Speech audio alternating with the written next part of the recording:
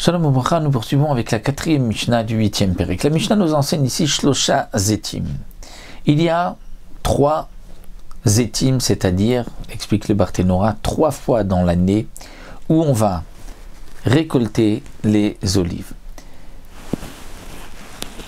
Et elles ont aussi Ubaim Shlosha Shmanim. Ces 3 périodes ont à chaque fois 3 sortes d'huile, comme nous allons le voir tout de suite. Donc la première fois, Azaït Arishon, c'est-à-dire que la première fois où on va cueillir les olives de cet arbre, d'abord Megargero Berosh Azaït, c'est-à-dire on va ramasser les grains Berosh Azaït, donc les olives qui se trouvent en haut de l'olivier, parce que ce sont ces olives-là qui ont certainement le mieux mûri, étant donné que le soleil brille, chauffe le dessus de l'olivier, donc c'est là-bas que ça va le mieux mûrir. Donc c'est pour cela qu'on commence à prendre par ces premières olives qui se trouvent en haut de l'arbre. Qu'est-ce que l'on fait avec Kotesh? C'est-à-dire qu'on va d'abord les piler, les écraser dans un petit mortier, un petit pilon, Venoten les tor asal, et on va le poser dans un panier.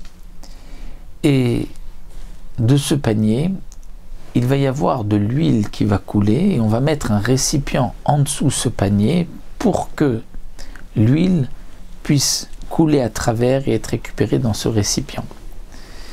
Rabbi Yehuda Omer c'est vivot asal. Rabbi Yehuda dit non, on ne posera pas les olives dans le panier, c'est-à-dire dans le fond du panier, mais sur les côtés.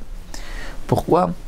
Parce que pour Rabbi Yehuda, lorsqu'on pose sur les côtés les parois du panier et que ça va couler doucement vers le fond et que de là-bas ça va descendre, traverser le panier pour être récupéré dans un autre kéli, un autre récipient, donc toutes les impuretés, tout ce qui est mauvais va rester collé au fond du panier.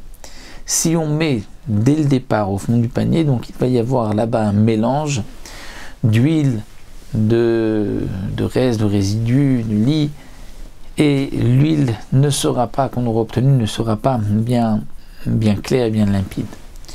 Donc cette huile va couler d'elle-même. On va juste écraser les olives, les piler, ensuite on laisse l'huile couler doucement dans ce panier et on va récupérer l'huile dans un récipient. Zé Rishon. C'est-à-dire Zé Rishon, ça c'est la meilleure des huiles qu'on peut obtenir.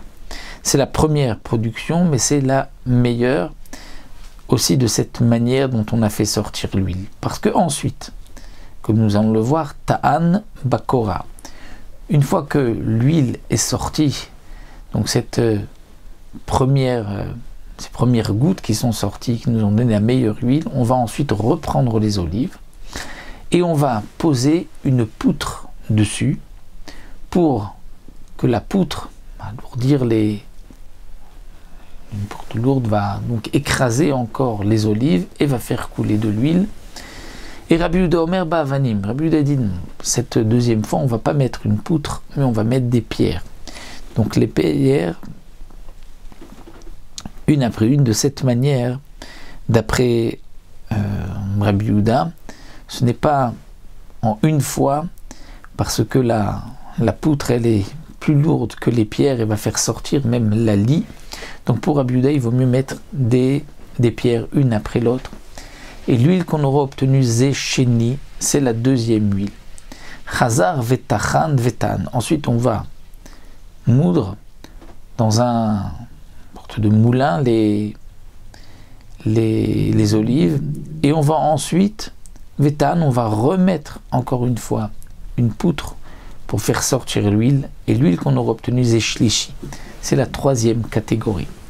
Alors Arishon, la première catégorie, celle que nous avons vu qu'on avait pris du haut de l'arbre, qu'on avait mis dans le panier, ce qui a coulé, c'est le meilleur, c'est la menorah, pour allumer la menorah. Ve'ashear, et l'huile numéro 2, numéro 3, les menachot, seront réservés pour les menachot, pour les offrandes. Alors bien sûr que la première aussi est cachère pour les menachot, mais la deuxième et la troisième huile n'est pas cachère pour la menorah, parce que la menorah, il faut shemen zaït zach, c'est-à-dire de l'huile d'olive pure, la meilleure, c'est la première catégorie comme nous avons vu. Azaït hasheni, lorsque l'on vient maintenant prendre une deuxième fois à cueillir les olives, qui sont cette fois-ci mûres, donc c'est une autre fois qu'on vient, on va choisir les olives, mais là cette fois-ci on les prendra, mais gargero berosh agag, c'est-à-dire on prendra les olives, les grains qui se trouvent berosh agag, c'est-à-dire au niveau du toit, c'est-à-dire toujours celles qui se trouvent en haut, qui non pas au-dessus de l'arbre, mais sur les côtés, mais au niveau du toit, qui ont pu mûrir entre-temps. Vekotesh venaten etor chassal, là aussi, on va écraser on va les piler, les casser dans un pilon, un mortier, et on mettra dans le panier. Rabbi Domer Sivotassal, Rabbi Dadi, non, sur les côtés du panier. Zerishon, ça c'est la production première de cette deuxième période, de cette deuxième fois où on a récolté les olives. Ensuite, Ta'an Bakora, on va poser une poutre dessus, Rabbi Domer Bavanim, toujours Rabbi Dadi, non, des pierres. Zécheni, l'huile qu'on aura obtenue, c'est la seconde. Chazar Vetachan Vetaan, ensuite on va encore une fois écraser, moudre les olives et reposer une poutre, l'huile qu'on aura obtenue, Zéchlichi, est la troisième. Arishon la menorah, Vachar la menachot, là aussi, la première sera réservée pour la menorah. La Shear, les deux, numéro 3, seront pour les menachot. Azaït Ashlishi, donc la troisième fois, on va maintenant récolter les dernières olives qui se trouvent sur l'arbre.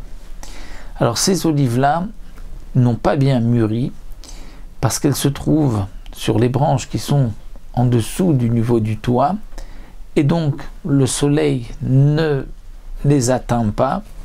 Donc ça, les olives ne sont pas mûres, mais malgré tout, otno betor habayit hatchilke, c'est-à-dire on va les mettre dans un sorte otno, c'est ce qu'on appelle le ma'atan, c'était comme un trou qui se trouvait donc dans la maison. On mettait là-bas les olives hatchilke jusqu'à ce qu'elles vont un petit peu pourrir, s'abîmer. Et à ce moment-là, on pourra les presser.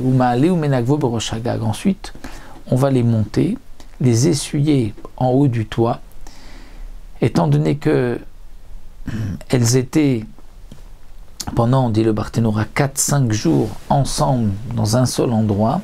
Il y a une petite liquide qui sort, qui n'est pas de l'huile, qui n'est pas de la bonne huile, et donc il faut l'essuyer.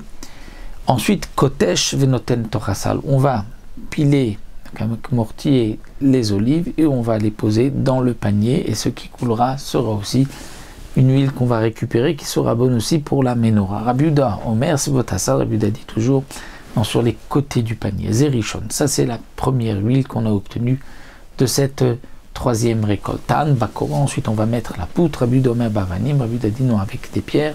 Zécheni, ça c'est la deuxième catégorie. Chazar Vetachan Vetaan, ensuite lorsqu'on va encore une fois prendre ces olives, les écraser, les moudre et ensuite poser la poutre, l'huile qu'on aura obtenue, Zéchlichi, est la troisième. Arishon la menorah, Vachar la menachot. Donc la première catégorie, comme nous avons vu, est pour la menorah, et numéro 2 et numéro 3 seront pour les menachot.